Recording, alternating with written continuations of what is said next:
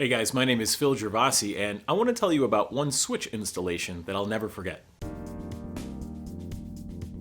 So about 7 or 8 years ago, I was with a VAR at the time. I was helping one of my customers convert one of their branch offices to a backup site for their company.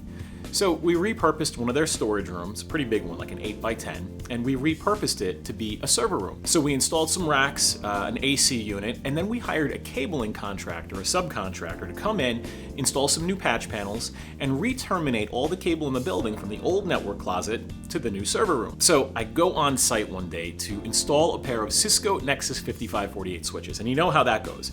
You normally put them in as a pair so you can configure a VPC and dual home all of your servers. And I know that these aren't big chassis switches that weigh hundreds of pounds each, but even though they're only one-use switches, they're big, like the size of a small table. So when you get a couple power supplies in there, they're pretty heavy and awkward to get rack mounted.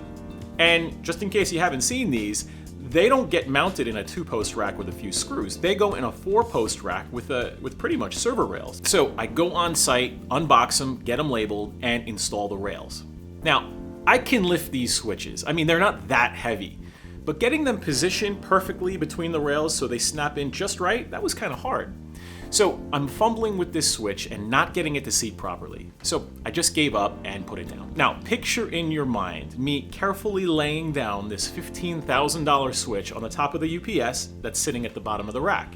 Not randomly on the floor and not leaning against the wall.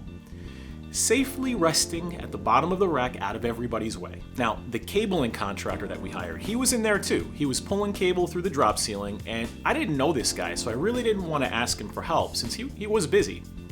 So instead, I just left the room and I looked for my customer to ask him for some help, and he was happy to help, so no issue. So we walk back to the server room, and when we walk in, we see this guy, the cabling contractor, he's standing at the second to the top step on the ladder, the rung on the ladder, while his other leg is sort of dangled in the air.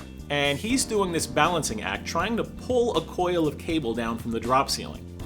So we didn't get in his way, we just, we go to the rack to get those switches mounted. So I squat down to get this thing up, right? And right away, I see a big boot print right on the case of the switch. Actually, that's not true. I saw multiple boot prints on this switch. So not only did someone step on this thing, apparently somebody actually walked on it. So I looked at my customer, and he looked at me, and he had kind of a scrunched, forehead and a glaring eye or glaring eyes, and we didn't say anything to each other. Instead, he just got up and with kind of an angry tone and mixed in with a few swear words, asked the cabling guy what in the world was going on with this switch, if he actually stepped on it to do whatever he was doing, pulling cable. And without skipping a beat, this cabling guy with a calm voice, he turned just a little bit and said, "Sorry, I don't know anything about that." Well, my customer and I looked at each other, then I looked at the boot print, and then I looked over at the guy's boots, right, that he was wearing. Obviously, he wasn't telling the truth, but I mean, what are you gonna do? I don't have any proof, and anyway, we just wiped off the boot prints. We checked the case to make sure that the switch was okay, and it was. So we mounted the first switch and then got the second one in. I'm sure you've heard the way that sounds, basically like the jet engines of a 747 revving up on the runway. But the power came on fine. I get them configured, get them cabled, and I get out of there. We didn't even talk about it. I can't prove that cabling guy stepped on those switches.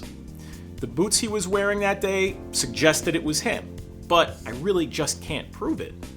But deep down here in my heart, right here, I know it was him.